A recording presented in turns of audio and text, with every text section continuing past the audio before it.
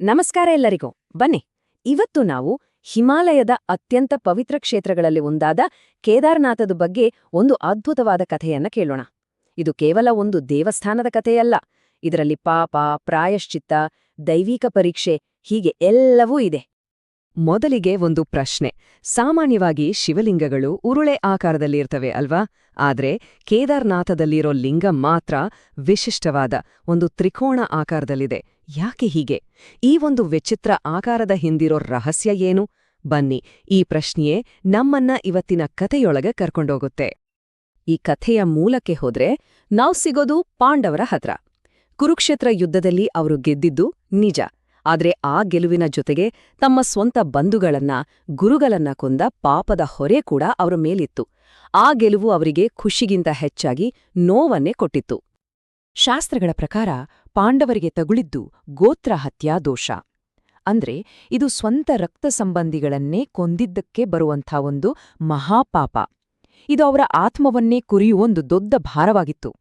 ಇದರಿಂದ ಮುಕ್ತಿ ಸಿಗದೆ ಅವರಿಗೆ ಶಾಂತಿ ಅನ್ನೋದೇ ಇರಲಿಲ್ಲ. ಇಂತಹ ಸಂಕಷ್ಟದ ಸಮಯದಲ್ಲಿ ಅವರಿಗೆ ದಾರಿ ತೋರಿಸಿದ್ದೆ ಶ್ರೀಕೃಷ್ಣ. ಈ ಮಹಾಪಾಪದಿಂದ ಮುಕ್ತಿ ಕೊಡಕ್ಕಿರೋದು ಒಬ್ನೇ, ಆ ಮಹಾದೇವ ಶಿವ ಅಂತ ಹೇಳ್ತಾನೆ. ಸರಿ, ಕೃಷ್ಣನ ಮಾತಿನಂತೆ ಪಾಂಡವರು ಶಿವನನ್ನ ಹುಡುಕೊಂಡು ಪವಿತ್ರ ಹಿಮಾಲಯದ ಕಡೆಗೆ ತಮ್ಮ ಪ್ರಯಾಣವನ್ನ ಶುರು ಮಾಡ್ತಾರೆ. ಆದ್ರೆ ಕ್ಷಮೆ ಅನ್ನೋದು ಅಷ್ಟು ಸುಲಭವಾಗಿ ಸಿಕ್ಕತ್ತಾ? ಖಂಡಿತ ಇಲ್ಲ. ಶಿವ ಪಾಂಡವರ ಭಕ್ತಿ ಮತ್ತು ಪರಿಶ್ರಮವನ್ನ ಪರೀಕ್ಷೆ ಮಾಡಬೇಕು ಅಂತ ನಿರ್ಧಾರ ಮಾಡ್ತಾನೆ. ಹಾಗಾಗಿ ನೇರವಾಗಿ ದರ್ಶನ ಕೊಡೋ ಬದಲು ಒಂದು ದೈವಿ ಲೀಲೆಯನ್ನ ಶುರು ಮಾಡ್ತಾನೆ. ಶಿವ ಏನ್ ಮಾಡ್ತಾನೆ ಅಂದ್ರೆ, ಒಂದು ಬಲಿಷ್ಠ ಗೂಳಿಯ ರೂಪವನ್ನ ತಾಳಿ ಧನಕರುಗಳ ಹಿಂಡಿನಲ್ಲಿ ಸೇರ್ಕೊಂಡ್ಬಿಡ್ತಾನೆ. ಅವನು ಹೀಗೆ ರಹಸ್ಯವಾಗಿ ಅಡಗಿಕೊಂಡಿದ್ರಿಂದಲೇ ಆ ಜಾಗಕ್ಕೆ ಗುಪ್ತಕಾಶಿ ಅಂತ ಹೆಸರು ಬಂತು. ಈಗ ಪಾಂಡವರಿಗೆ ಅವನನ್ನ ಕಂಡುಹಿಡಿಯೋದೇ ಒಂದು ದೊಡ್ಡ ಸವಾಲಾಗಿತ್ತು. ಪಾಂಡವರ ಹುಡುಕಾಟ ತಿಂಗಳುಗಟ್ಲೆ ನಡೆಯುತ್ತೆ. ಕೊನೆಗೂ ಶಿವನು ಗೂಳಿ ರೂಪದಲ್ಲಿ ಇಲ್ಲೇ ಎಲ್ಲೋ ಅಡಗಿದ್ದಾನೆ ಅಂತ ಅವರಿಗೊಂದು ಸುಳಿವು ಸಿಗುತ್ತೆ. ಇಲ್ಲೇ ನೋಡಿ, ಕಥೆಗೆ ಅಸಲಿ ತಿರುವು ಸಿಗೋದು. ಆಗ ಭೀಮ ಒಂದು ಉಪಾಯ ಮಾಡ್ತಾನೆ.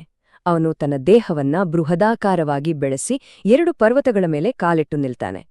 ಎಲ್ಲ ಪ್ರಾಣಿಗಳೂ ಅವನ ಕಾಲಿನ ಕೆಳಗೆ ನುಗ್ಗಿ ಹೋಗ್ತವೆ. ಆದ್ರೆ ಒಂದು ಗೂಳಿ ಮಾತ್ರ ತಲೆಬಾಗೋಕೆ ಒಪ್ಪಲ್ಲ. ಆಗ ಭೀಮನಿಗೆ ಖಾತ್ರಿಯಾಗುತ್ತೆ, ಇದು ಬೇರೆ ಯಾರೂ ಅಲ್ಲ, ಸಾಕ್ಷಾತ್ ಶಿವನೇ ಅಂತ. ತಕ್ಷಣ ಅದನ್ನ ಹಿಡಿಯೋಕ್ ಹೋಗ್ತಾನೆ. ಆದ್ರೆ ಆ ಗೂಳಿ ಭೂಮಿಯೊಳಗೆ ಮಾಯವಾಗೋಕೆ ಶುರು ಮಾಡುತ್ತೆ. ಕೊನೆ ಕ್ಷಣದಲ್ಲಿ ಭೀಮ ಓಡಿ ಹೋಗಿ ಅದರ ಬೆನ್ನಿನ ಡುಬ್ಬವನ್ನ ಗಟ್ಟಿಯಾಗಿ ಹಿಡ್ಕೋತಾನೆ. ಅಷ್ಟೇ, ಆ ಡುಬ್ಬ ಕಲ್ಲಾಗಿ ಅಲ್ಲೇ ನೆಲೆ ನಿಲ್ಲುತ್ತೆ. ಅದೇ ಇವತ್ತಿನ ಕೇದಾರನಾಥ ಜ್ಯೋತಿರ್ಲಿಂಗ. ಪಾಂಡವರ ಆ ದೃಢ ಸಂಕಲ್ಪ, ಆ ಅಚಲವಾದ ಭಕ್ತಿಯನ್ನು ನೋಡಿ ಶಿವ ಪ್ರಸನ್ನನಾಗ್ತಾನೆ. ಅವರಿಗೆ ದರ್ಶನ ಕೊಟ್ಟು ಅವರನ್ನ ಗೋತ್ರ ಹತ್ಯಾ ದೋಷದಿಂದ ಸಂಪೂರ್ಣವಾಗಿ ಮುಕ್ತಗೊಳಿಸ್ತಾನೆ. ಹೀಗೆ ಅವರ ಕ್ಷಮೆಗಾಗಿದ್ದ ಅನ್ವೇಷಣೆ ಕೊನೆಗೂ ಯಶಸ್ವಿಯಾಗುತ್ತೆ. ಆದರೆ ಕಥೆ ಇಷ್ಟಕ್ಕೆ ಮುಗಿಯಲ್ಲ. ಇಲ್ಲೊಂದು ಇಂಟ್ರೆಸ್ಟಿಂಗ್ ಪಾರ್ಟ್ ಇದೆ. ಭೀಮಗೂಳಿಯ ಡುಬ್ಬವನ್ನ ಹಿಡಿದಾಗ ಶಿವನ ದೇಹದ ಬೇರೆ ಬೇರೆ ಭಾಗಗಳು ಹಿಮಾಲಯದ ಬೇರೆ ಬೇರೆ ಕಡೆ ಪ್ರತ್ಯಕ್ಷವಾದುವು. ಇದು ಇನ್ನೊಂದು ಅದ್ಭುತವಾದ ಸೃಷ್ಟಿಗೆ ಕಾರಣವಾಯಿತು. ಹೌದು, ಬರೀ ಒಂದು ಕ್ಷೇತ್ರ ಅಲ್ಲ, 5 ಪವಿತ್ರ ಕ್ಷೇತ್ರಗಳು ಹುಟ್ಕೊಂಡುವು.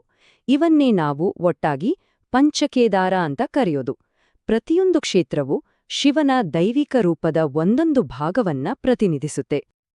ನೋಡಿ, ಕೇದಾರನಾಥದಲ್ಲಿ ಗೂಳಿಯ ಡುಬ್ಬು ಅಂದ್ರೆ ಬೆನ್ನಿನ ಭಾಗ, ಹಾಗೆಯೇ ತುಂಗನಾಥದಲ್ಲಿ ಬಾಹುಗಳು, ರುದ್ರನಾಥದಲ್ಲಿ ಮುಖ, ಮಧ್ಯಮಹೇಶ್ವರದಲ್ಲಿ ನಾಭಿ ಮತ್ತು ಕಲ್ಪೇಶ್ವರದಲ್ಲಿ ಜಡೆ ಅಂದ್ರೆ ಕೂದಲು ಕಾಣಿಸ್ಕೊಂಡ್ವು. ಈ 5 ದೇವಸ್ಥಾನಗಳು ಇವತ್ತಿಗೂ ಹಿಮಾಲಯದ ಅತ್ಯಂತ ಪವಿತ್ರ ಯಾತ್ರಾಸ್ಥಳಗಳಾಗಿವೆ. ಪಾಂಡವರ ಕಥೆ ತುಂಬಾ ಪ್ರಚಲಿತದಲ್ಲಿದ್ರೂ ಕೇದಾರನಾಥರ ಬಗ್ಗೆ ಇನ್ನೊಂದು ಐತಿಹ್ಯ ಕೂಡ ಇದೆ, ಕೇಳಿ. ಇದು ವಿಷ್ಣುವಿನ ಅವತಾರಗಳಾದ 2 ಮಹಾನ್ ಋಷಿಗಳಿಗೆ ಸಂಬಂಧಿಸಿದ್ದು. ಈ ಕಥೆಯ ಪ್ರಕಾರ ವಿಷ್ಣುವಿನ ಅವತಾರಗಳಾದ ನರ ಮತ್ತು ನಾರಾಯಣ ಋಷಿಗಳು ಶಿವನಿಗೋಸ್ಕರ ಘೋರವಾದ ತಪಸ್ಸು ಮಾಡ್ತಾರೆ.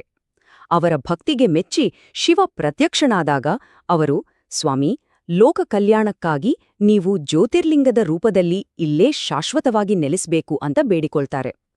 ಅವರ ಕೋರಿಕೆಯನ್ನ ಮನ್ನಿಸಿ ಶಿವನು ಕೇದಾರನಾಥದಲ್ಲಿ ನೆಲೆಸಿದನು ಅಂತಾನೂ ಹೇಳಲಾಗುತ್ತೆ.